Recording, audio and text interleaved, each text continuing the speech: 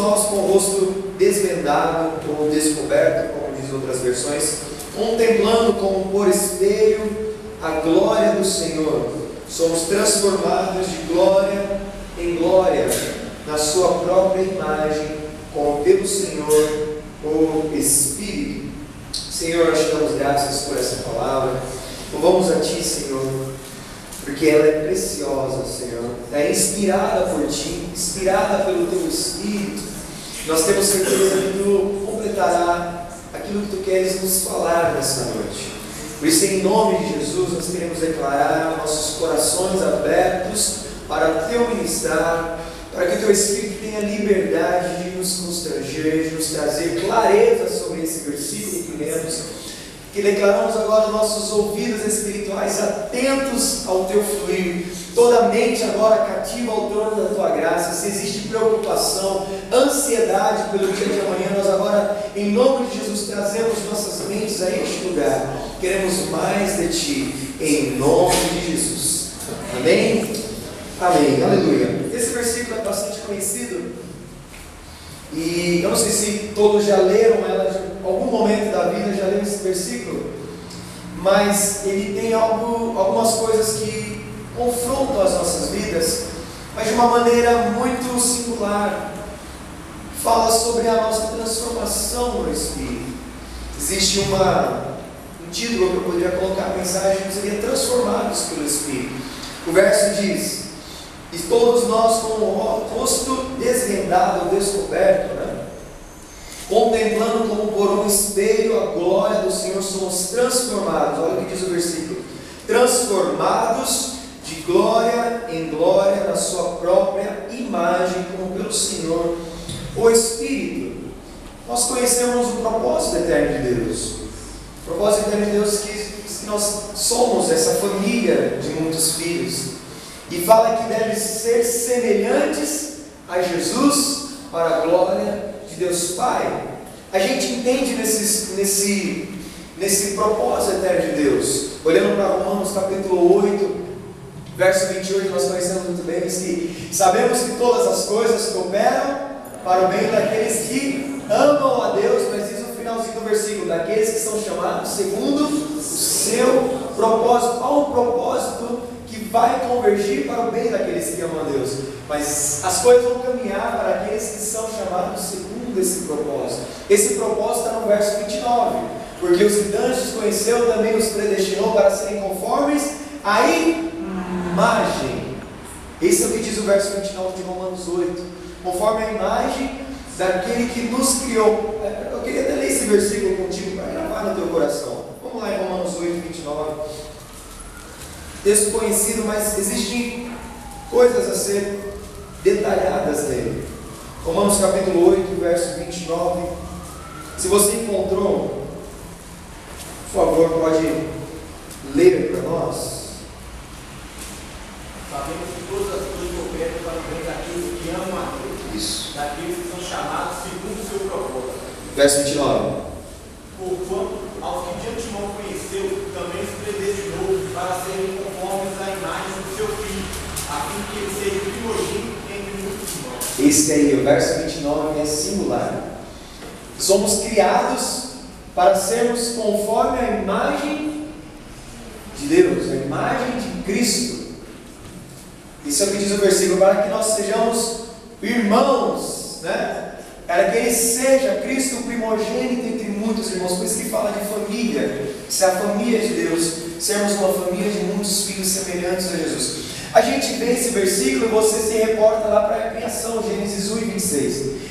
Que Jesus, o Pai, Filho e Espírito Santo diz que façamos o homem a nossa imagem. Você percebe a mesma palavra. Romanos 8, 29, predestinado para serem conformes à imagem. Aí você volta lá na criação, você entende que Deus criou o homem para ser conforme a imagem dele. Você entende? Passamos o homem à nossa imagem e semelhança. A imagem, essa palavra imagem no original grego, a palavra eikon, quer dizer caráter, ou seja, o homem foi criado com caráter divino, com caráter de Deus. Mas a gente conhece a situação que aconteceu no Éden, Éden. Gênesis capítulo 3. O homem pecou e perdeu o caráter divino. A imagem de Deus, ele perde ali o seu espírito. Nós conhecemos um pouco da história, não? E Gênesis capítulo 5 e 3 diz que Adão, veja bem, ele gera filhos, e só que ele gera filhos segundo a sua imagem. Gênesis capítulo 5, verso 3, vamos lá nesse texto. Vamos folheando a Bíblia aí para a gente ter uma clareza daquilo que o Senhor nos quer dizer dessa noite. Gênesis capítulo 5, verso 3. Gênesis 5 e 3. Quantos encontraram aí? Diga amém. Amém. Gênesis 5 e 3 diz: viveu Adão 130 anos. Oh, perdão. Isso. 130 anos e gerou um filho a sua. Você vê que esse A então agraciado. Conforme a sua imagem, ele chamou Sete. Você percebe que Deus criou o homem à sua imagem. Adão pecou, só que agora o homem e os filhos dele é criado segundo a sua imagem, não mais com a imagem de Deus. A imagem agora e semelhança produzida no homem, agora é uma imagem corrompida, uma imagem de pecado, um caráter corrompido. Por isso que nós nascemos em pecado. O salmista diz que em pecado me concebeu minha mãe. Por isso que está em nós esse, como a gente pode dizer, a raiz do pecado, a independência, esse desejo de independência de Deus. Está em nós esse desejo de não fazermos a vontade. A gente desde pequeno luta contra isso. Mas graças a Deus o plano de salvação foi completo. Cristo Jesus veio ao mundo e nós podemos nascer de novo.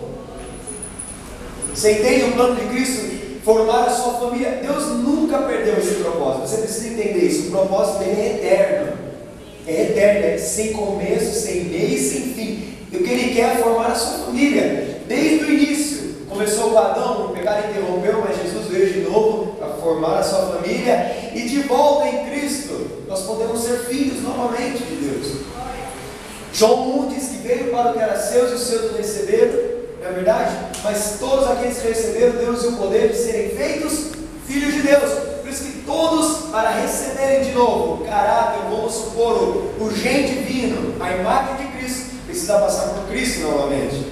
Precisa haver um novo nascimento e receber de volta. Como que é gen que fala quando você nasce numa família? É gen, esse negócio assim? Alguma coisa assim, do biotipo. Você recebe outra vez, através de Cristo, a imagem de Deus outra vez. Agora, isso de uma forma, eu expliquei de uma forma explanativa, mas na verdade, deixar a imagem de Adão que nós recebemos, de pecado, e receber a imagem de Cristo, o caráter divino, isso é um processo, que foi o versículo que eu li. Transformação, esse processo é a transformação do homem interior. Nós somos, o texto diz que nós somos transformados de glória em glória, ou seja, um processo de transformação. Que processo? De deixar a imagem de Adão e cada vez me parecer mais com Cristo. É um processo, e o texto diz que é gradativo, de glória em glória, passo a passo, dia a dia. De uma forma espiritual, Deus já nos justificou e somos inseridos na família de Cristo. Agora, existe um processo de santificação, de transformação do homem interior, que é o que diz o versículo que nós lemos. Somos transformados pelo Espírito, como um espelho, e é um processo. Por isso você deve ter paciência com o teu irmão, porque nós estamos num processo. Fala para o teu irmão, você está num processo. Tem paciência comigo. Eu vou errar. Eu vou te decepcionar. Nós estamos no processo. Devagarzinho. Eu estou cada dia mais parecido com Cristo. Eu estou cada dia mais deixando o velho homem e me apossando do novo homem. Cada dia mais. Por isso que o propósito eterno de Deus não tem fim. Porque cada dia mais eu vou me assemelhando a Cristo, tomando as atitudes de Cristo. Esse é o que diz o versículo. Você entende? Por isso que Hebreus capítulo 10, versículo 14, se não me falha a memória, o escritor aos Hebreus diz assim: porque com uma só oferta aperfeiçoa aqueles que estão sendo santificados. santificados. A cada dia nós estamos, santificação, esse processo está a cada dia. Filipenses 1,6 diz que aquele que começou a boa obra vai terminar, né? É como se tivesse alguma coisa escrita na minha testa assim, em obras. Até Jesus voltar eu estou em obras. É até o dia de Cristo. Então, tem paciência mesmo comigo. Olha, fica tranquilo que vamos errar. Então, aguarda o teu coração assim. Mas também não leva esse assim na verdadeira, né? Fica errando com o teu irmão aí. Mas vamos continuar. É um processo e é gradativo, a cada dia. E esse é o Evangelho de Cristo. É um chamado a uma transformação das nossas vidas. E esse é o maior milagre do homem. Eu posso dizer isso muito claro, que é o maior milagre que pode existir, é o que o Evangelho faz. Sabia que o maior milagre não é você ser um paralítico levantar, você receber uma cura, não. O maior milagre é o que o Evangelho faz. É a transformação, é a metamorfose, assim que fala, metamorfose. É o cara que era iracundo, o cara chato. Ele recebe a vida de Cristo e começa a ser um cara doce. A mulher recebe ele em casa, o cara não fala mais aquela palavra dura, sabe? Aquele negócio chato, aquela lamúria. O Espírito Santo vai trazendo uma transformação. Isso sim, o que o Evangelho faz, em nenhum outro lugar você encontra. A transformação do homem interior, gradativa. A cada dia eu vou recebendo mais a vida de Cristo. E isso vai acontecendo num processo. E de acordo com o versículo que nós lemos, eu queria falar desse processo de transformação. Vamos voltar no versículo? Esse processo de deixarmos cada dia mais a imagem de Adão e recebermos a imagem de Cristo, que é o propósito eterno de Deus. 2 Coríntios capítulo 3, versículo 18, que foi o texto que nós lemos, diz assim, vamos ler outra vez para gravar. E todos nós com o rosto descoberto, contemplando como por espelho a glória do Senhor, somos transformados de glória em glória, na sua própria imagem. Olha só o propósito de Deus, transformados na imagem de Cristo, como pelo Senhor, o Espírito. Esse versículo eu queria enumerar aqui, duas ferramentas que é usadas nesse processo de transformação. Uma ferramenta é o espelho, que a gente conhece muito bem, o espelho que você pensa mesmo aí na sua cabeça. E todos nós com o rosto descoberto, contemplando como por espelho. Essa é uma primeira ferramenta que nós podemos usar nesse processo de transformação. E a segunda é o final do versículo, é o Espírito. Uma ferramenta diz concernente a mim, é eu que devo usar. Espelho é usado por ti e por mim, não é verdade? Agora, o Espírito Santo é uma ferramenta de Deus, é uma parceria. Esse processo acontece quando existe essa parceria entre mim e Deus. Eu preciso tomar posse do Espírito, vamos falar de uma forma espiritual, e o Espírito Santo vai trabalhando em nós. Então, a gente pode entender o espelho como uma ferramenta de transformação. A gente conhece muito bem o espelho, existem algumas características. Quando você vai ao espelho, quem aparece lá? Eu, né? Quando você vai ao espelho, aparece você. Quando você vai ao espelho, o que você espera ver? Beleza? Sim ou não? Não é verdade? Quando você vai ao espelho, você vai para buscar as imperfeições. E é esse caráter que a gente precisa entender, esse senso espiritual do espelho. Você precisa tomar posse disso, de ir ao espelho espiritual e confrontar a tua imagem com a imagem de Cristo. Chegar diante do espelho e falar: bom, aqui tem perfeição, aqui não está muito parecido com Jesus.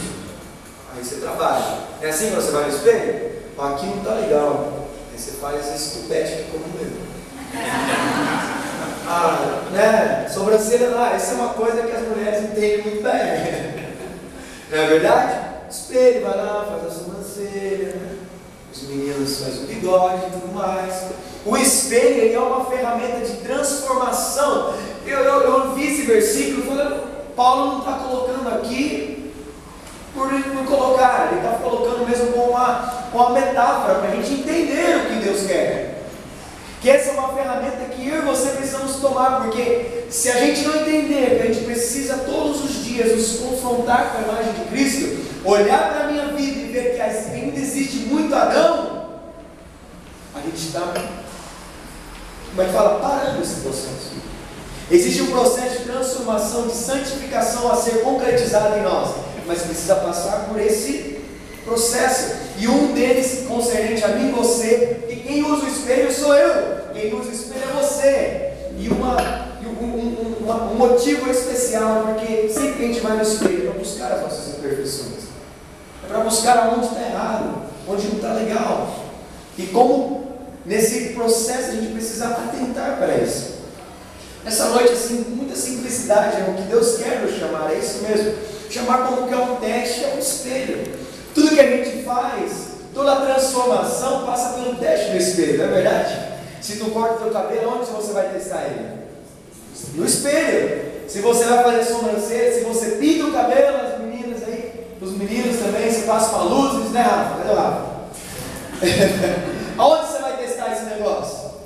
É no espelho. Toda a transformação passa pelo teste do espelho, você precisa entender isso. Se você quer ser transformado por Cristo, você precisa ao espelho espiritual e confrontar a tua vida, a tua imagem recebida de Adão, com a imagem de Cristo, e ver, aqui não está parecido com Cristo, preciso melhorar.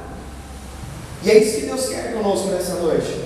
Se a gente não entender que o que Deus quer conosco é essa transformação gradativa, todos os dias, de passo a passo, de glória em glória, estamos parados, espiritualmente falando. O que Deus espera de nós é que a gente reconheça essas coisas. Fale, Senhor, em mim há muita situação do velho homem. Senhor, em mim há muito Adão. Em mim, Senhor, eu recebi essa imagem do pecado e eu ainda estou me desvencilhando dela, mas eu preciso confrontar a minha vida todos os dias.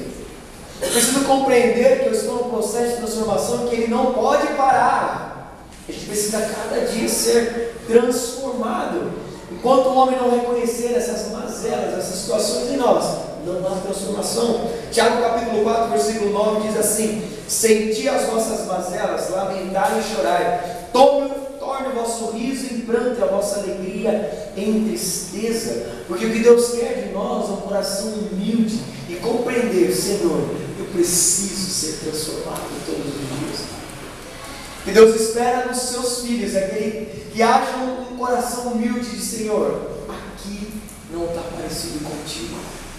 Eu preciso me apossar da vida de Cristo a cada dia mais. Sabia que o Evangelho só vale para quem tem a consciência de que precisa ser transformado? Sabia disso? Você pode dizer isso para o seu irmão: o Evangelho só vale para aqueles que têm consciência de que precisa ser transformado. O resto é religiosidade, é hedonismo. Se a gente não perceber e contemplar que nós precisamos a cada dia sermos transformados para transformar a outros, nossa vida vira uma rotina cristã e que paramos naquilo que Deus quer. O que Deus quer é a cada dia nos transformar. E o grande problema na igreja que a gente vê no Brasil, eu não estou falando daqui, mas a gente vê em geral, é que a igreja não vai mais ao espelho confrontar a sua vida com a vida de Cristo. E se você não confronta a sua vida com a vida de Cristo, se a igreja não vai mais, começa a perder a identidade com Cristo. E se não há identidade com Cristo, deixa de ser igreja. Se a igreja não se parece mais com Jesus, deixa de ser igreja. É qualquer outra coisa, menos igreja. Que Deus quer que eu e você sejamos transformados a cada dia, mais parecidinho com Cristo, mais bonitinho, mais aquele cheio de Cristo. Sabe aquelas pessoas que dá prazer de estar do lado? O cara cheio de Cristo, cheio de mansidão, cheio de humildade. Você olha para ele e vê os frutos do Espírito em Gálatas 5, todos: amor, domínio próprio, fidelidade, mansidão. Aquela pessoa que você consegue confiar, aquela pessoa que sempre dá a mão, aquela pessoa que já deixou o seu eu para trás. Já pensou uma igreja cheia dessas pessoas, cheia de jesuizinhos andando por onde a gente está? A igreja impactada. e o mundo é impactado. Quando você andar por esse lugar, andar por essa cidade, vão reconhecer, ali vai um Cristo. Como foram os discípulos em Antioquia, chamaram eles de cristãos, porque são pequenos cristos, pessoas igualzinhas a Cristo. Olha ali, olha, pá, Juninho, Jesus, é Jesus, o cara é Jesus. A pessoa olhar para tal pessoa e falar, é Jesus, a pessoa parecidíssima com Jesus. Discípulo é assim, o que Deus quer é cada dia mais semelhante a Cristo, e isso tem relação a mim e a você. De uma forma prática, eu queria colocar aqui rapidamente, de uma forma prática, que é esse espelho, eu considero assim, de uma forma prática, as disciplinas espirituais ser uma forma de espelho para nós. Que disciplinas espirituais? Oração, louvor, jejum, adoração, consagração. Todas elas fazem, se tornam como um espelho para mim e ti. A oração é algo interessantíssimo. Se você não ora, existe um problema nesse processo de transformação. Porque é quando você vai em oração que você confronta a sua vida e você se humilha diante do Pai e fala, Senhor, aonde está que eu preciso ser transformado? E quando você chega para o Pai e fala, Senhor, aqui estou, meu coração rendido a Ti, te peço perdão dos meus pecados, e você vai, em oração, o Espírito vai te dirigir, você vai percebendo lugares e situações da sua vida, o Espírito vai te trazendo clareza de coisas que você precisa deixar de Adão, e cada vez mais tomar a vida de Cristo, em oração. Romanos 8:26, se não me falha a memória, diz que o Espírito Santo nos ajuda em nossas fraquezas, porque nós não sabemos orar como convém, mas o mesmo Espírito intercede por nós com gemidos inexprimíveis. E o outro versículo diz algo muito relevante, que a gente olha só para esse versículo, diz que o Espírito conhece o coração de Deus, e o Espírito ora segundo a vontade de Deus. Preste bem atenção, qual é a vontade de Deus? Que eu seja semelhante a Jesus. E preste bem atenção, qual é a oração do Espírito todos os dias intercedendo por mim e por ti? Com gemidos inexprimíveis. Pai, que eles sejam mais semelhantes a ti. Pai, ajuda eles a cada dia a deixar a imagem que eles receberam de pecado. Pai, vai transformando suas vidas. Ou vocês acham que o Espírito Santo fica lá no céu com gemidos inexprimíveis? Senhor, Pai, dá uma casa para tal pessoa. Senhor, dá um carro. A gente está muito enganado. O Espírito ora segundo a vontade de Deus. Preste bem atenção. O intuito primordial do Evangelho é que sejamos parecidos com Cristo, cada dia mais semelhantes a Cristo. Todas essas coisas vão acontecer quando você tomar isso como vida para a tua vida. Pode perceber, quando você começar a ser confrontado e a vida de Cristo começar a ser trabalhada em ti, as coisas vão acontecer, as bênçãos vão chegar no teu lar, Deus vai entrar com providência, porque você vai tomar o reino para ti, e quando você toma o reino para ti, quem governa a tua vida é o Rei dos Reis e Senhor dos Senhores, que não tem nada a ver com a economia desse mundo, que a tua economia está no céu, que a tua provisão vem do céu, que todas as coisas vêm do reino dos céus, e você vai viver tranquilinho. Porque você compreendeu que há um propósito maior de vida, de ser cada dia mais semelhante a Cristo. E a oração, de uma forma particular, é muito interessante, porque é na oração que você cada dia mais vai colocando isso para Deus. O louvor, eu costumo dizer que o louvor, ele tem um objetivo principal, de declarar a grandeza de Deus e declarar a nossa pequenez diante de Deus. É no louvor que você declara que Ele é grande, você percebe o quanto você é pequeno. Cada vez mais você vai louvando ao Senhor, você vai perceber como Ele é grande, como Ele é poderoso, como Ele é capaz de fazer todas as coisas. São coisas que a gente já entende, mas muitas vezes não pratica. Essas são características de forma prática de um espelho espiritual. O louvor, a adoração, o jejum. O salmista diz que ele jejuava para humilhar a sua alma. Preste atenção nisso que ele disse. E muitas vezes a gente é confrontado em nossa alma, na verdade, em nossas emoções, e é difícil você perdoar o teu irmão, porque você está sempre confrontado nas tuas emoções. É difícil você dar o outro braço, é difícil você caminhar a segunda milha, porque não é fácil, mas é um processo que o Espírito Santo de Deus está contigo, e cada dia mais você você será mais semelhante a Cristo, para a glória de Deus Pai. Amém. Pode dizer amém? Amém? Amém. Que esse processo tenha liberdade entre nós.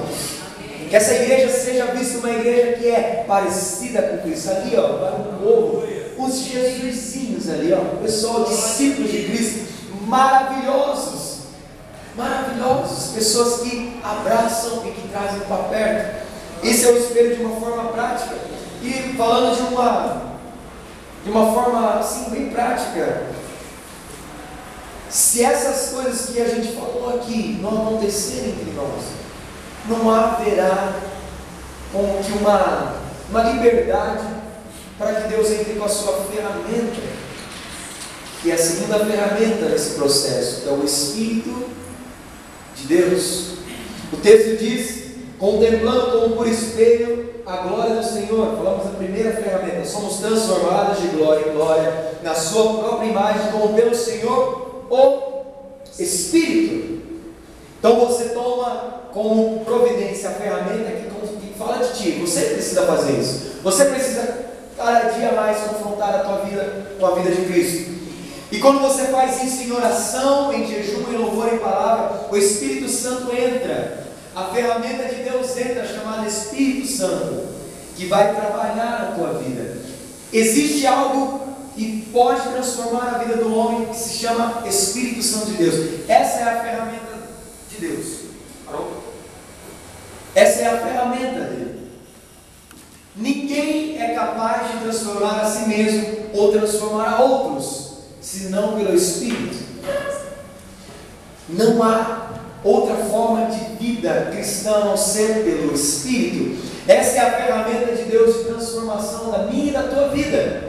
Então quando você vai para o espelho em oração, em louvor, o Espírito Santo tem liberdade para trabalhar em ti. Essa é a ferramenta de Deus de transformação.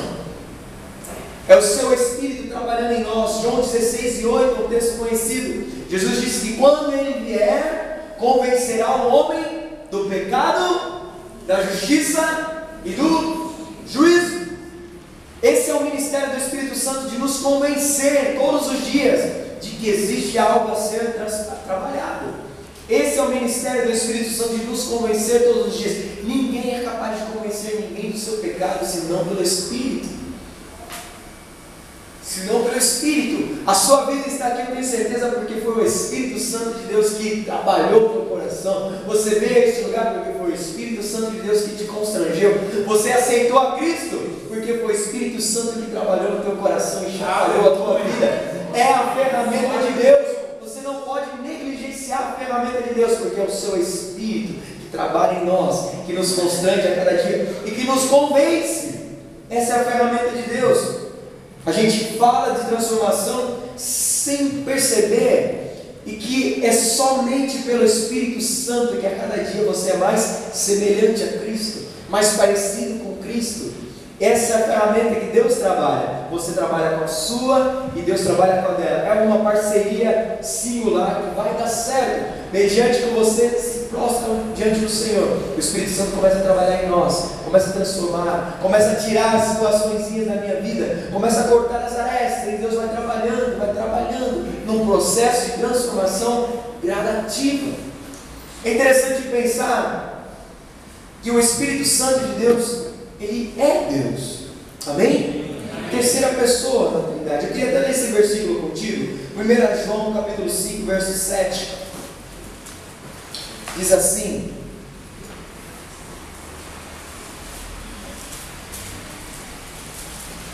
lá no finalzinho da Bíblia, Epístola de João, primeira Epístola de João, capítulo 3,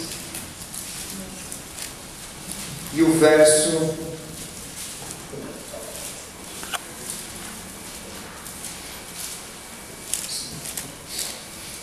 5 e 7, 1 João 5 e 7, perdão. 1 João capítulo 5, verso 7 diz assim: pois há três que dão testemunho no céu, o Pai, a Palavra, o Verbo, o Cristo e o Espírito Santo, e estes três são um. Falando da Trindade, Pai, Filho e Espírito Santo. Eu fiz questão de ler esse versículo para você entender, compreender de como é sério a pessoa do Espírito Santo de Deus.